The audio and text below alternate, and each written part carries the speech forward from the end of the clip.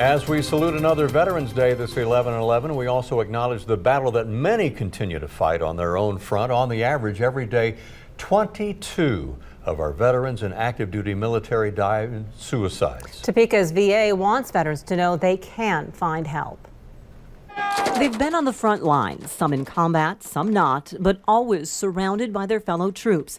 The Topeka VA's head of suicide prevention, Dr. Stephanie Davis, says the loss of that indescribable camaraderie can put veterans at higher risk for suicide when they come home. When they return and try to integrate back into a civilian world, there's absolutely no way to recreate that type of bond that they had.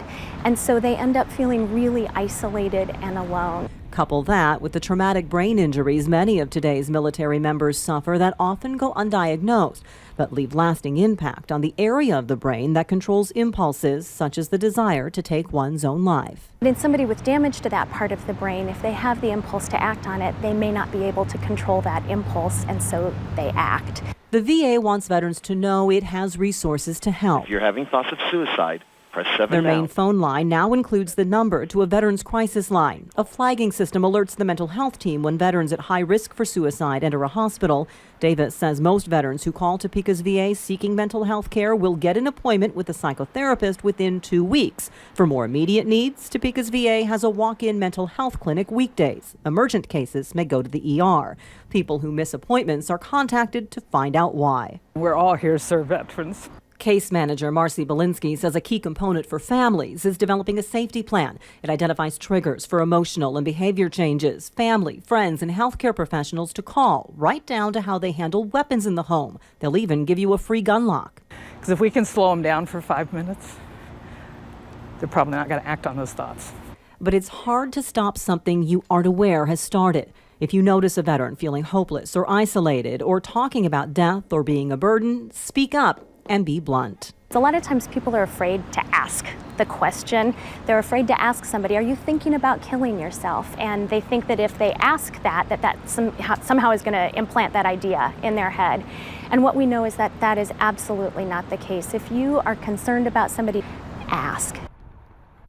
Kansas Senator Jerry Moran is among those calling on VAs to allow easier access to outside mental health services when there's a delay in getting an appointment. Topeka's VA, by the way, has the 4th fastest access to mental care on all VAs in the country. If you do need help, here is the number to call. It's the Veterans Crisis Line, 1-800-273-8255. I have a lot more resources listed right now for veterans and their families on WIBW.com. And tonight at 10, you'll hear some very personal, emotional stories of why winning this battle is so crucial. I hope you tune in to really put a face to this issue. Right, an enormous issue, and with such a strong military community here in Northeast Kansas, a crucial issue for all of us here. So more on that at 10. While we did spend a lot of time today celebrating our veterans for their service, you might not realize that many continue fighting a life and death battle with themselves. On average, each day, 22 active duty military and veterans take their own lives. Tonight, we hear from people battling to shine a light into the darkness. So this is a picture of Alan with some of his friends. Born into a military family, Alan Younger seemed destined to follow those footsteps. He wanted to go out, he wanted to explore, he wanted to see more and experience more, and he used the Army as kind of an avenue for it. He met his wife Amber when both were in training to become combat medics. Eventually, Amber left the military. The couple had a daughter, Mariska, got married, and Alan deployed to Iraq. Once home, he joined the National Guard and was accepted to the chemical engineering program at KU. He was just really smart. But Alan was hiding a secret. He told his therapist that he struggled with depression in high school. He hid it from a lot of people.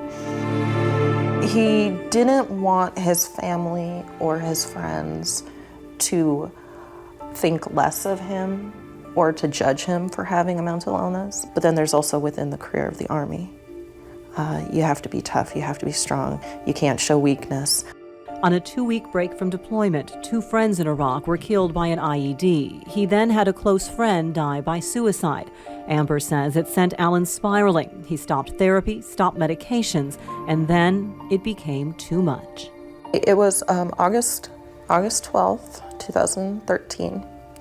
Amber says Alan was argumentative that night. He stood in their bedroom doorway. And He brought his hand around and I saw him holding the gun. I jumped off the bed and I ran at him. He didn't hesitate, he didn't stall. As I ran towards him, he put the gun up to his head, locked his eyes into mine, and pulled the trigger as I screamed no. And then he fell back. David Keever says his story nearly came to a similar ending. Starting to just become an angry and violent type of person. David entered the Marine Corps as an almost rebellious act, but found he thrived on the structure and detail. He deployed to Iraq, then Afghanistan, where he found himself in the battle for Marja. It's only supposed to be a couple day type of deal, they say, be in and out, and it definitely wasn't like that whatsoever. None of us were prepared for it. We weren't supposed to be prepared for it, but we made the best that we could out of it and came out well, and from the grace of God is why as many as my men walked out as they did, including myself. But 3 men did not. Once off active duty, David entered a vicious cycle trying to cope with what he'd seen in and out of treatment before finally finding the PTSD program at Topeka's VA, only to become discouraged at the wait to get in. Decided, at that point in time, the only choice I had in life that I knew that I'd keep going was just to be homeless and live out on the street until I got help. He finally came across the Military Veteran Project. They helped him get home, complete the paperwork to get into the PTSD program, and matched him with a battle buddy, Vietnam veteran Dennis. Talked through a lot of stuff in life. Made me feel like I wasn't the only one. Showed me that I wasn't.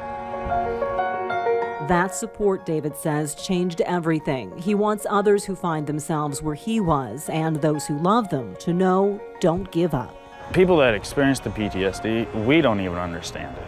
But I just say stick in there, continue to put forth the effort to get help, and I promise that it will have a light at the end of the tunnel. A light that's needed to keep others from suffering in silence. It's easier to say my loved one is mentally ill or my soldier is mentally ill. It's so much easier to do that than to bury them. And once that cloak is taken away and the hushed tones and the stigma, it's going to make getting help so much easier. The VA has launched Operation SAVE. Remember these letters: spot the signs, ask the question, do you want to take your life? Validate what the veteran is feeling, and encourage treatment and expedite getting help, SAVE. And again, if you do need help, the Veterans Crisis Line is 1-800-273-8255. You can hear from the suicide prevention staff at Topeka's VA and find further resources on WIBW.com. Ralph, the veterans want you to know that there is help out there, not to give up. And the VA wants veterans to know there are resources. There is help. They are there. They want to see people. That support to lift them up and keep them here with us. Melissa, thank you for that. It is a topic that people and families don't like to talk about. The numbers, though, they're really stunning and they're eye-opening. In Kansas, suicide is the second leading cause of death, behind only accidents, for people ages 15 to 44, taking more lives than heart disease or cancer. Tonight, 2 families share their personal pain in hopes of saving lives. Jordan Walker was 15 years old. He had a passion for outside, fishing and hunting. He always wanted to go on an adventure. He always wanted to do something fun. Lauren Rosso was 16.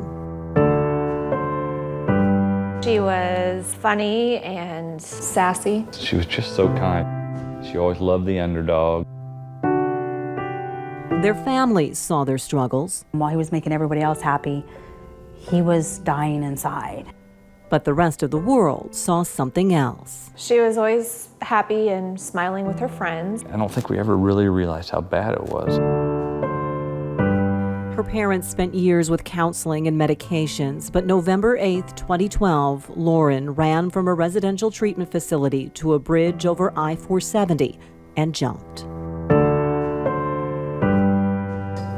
It's really hard to watch your child suffering so much and you can't do anything to help them. Or you think you're doing everything and nothing is helping them. This past January, Jordan was visiting his grandmother in Nebraska and took his own life. I never expected my brother not to come home. I wasn't there to take him and protect him, to let him know, hey, those demons are gone. They're not going to be their son. We're here. Jordan and Lauren are just two of the faces of what some call an epidemic, lives lost too soon to suicide. Kansas saw 454 deaths by suicide in 2014, up from 426 in 2013. This year, through August, Shawnee County recorded 31 deaths by suicide, already surpassing last year's total of 24. Just because somebody's smiling does not mean they're not depressed. Sally Ann Schneider of Stormontvale West says the numbers are a wake-up call that mental health must be a fundamental part of healthcare discussions. It's especially crucial with young people. Dr. Eric Vogt says the part of their brain that helps cope isn't yet fully developed, and drugs or alcohol can make the situation worse. When these stresses hit kids, it's all magnified a lot. So they don't have a lot of the normal responses that adults might to sort of push back from those things. For parents, look for signs of depression, loss of interest in friends or activities, or sleeping a lot. If you're concerned, speak up. I think you start with very direct and basic questions because it's better to be safe than sorry. Jordan's family says they wish they'd asked more. The signs were all there. We just didn't know them very well. Now they and Lauren's family are left with memories and a mission. People being hush-hush about it doesn't make it go away. Using their darkest moment to shine a light. Your life matters. There is help. You are important. It's okay to tell them that you're feeling sad and that you want help. Don't give up. There's hope.